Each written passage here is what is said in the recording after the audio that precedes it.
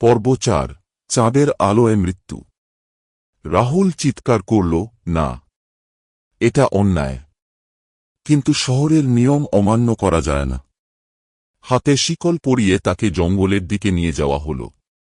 বাতাস ভারী হয়ে উঠেছে।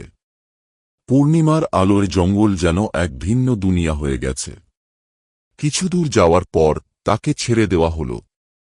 মেয়র বললেন, ৩, ২, ১। তারপর সবাই দৌড়ে পালাল। রাহুল বুঝতে পারল সে এখন একা। আর ওরা আসছে। পাতার ফাঁক দিয়ে দেখা গেল বিশাল লোমশ পা।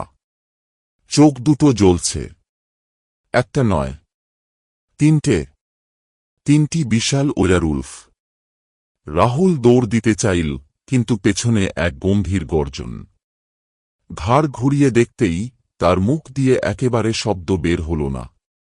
চাঁদের আলোয় এক বিশাল ওয়ারউলফ দাঁড়িয়ে আছে। দাঁত মুখ রক্তে ভেজা। এটা শেষ। ওয়ারউলফটা ঝাঁপিয়ে পড়ল এবং শহরটা আবারও শান্ত হয়ে গেল।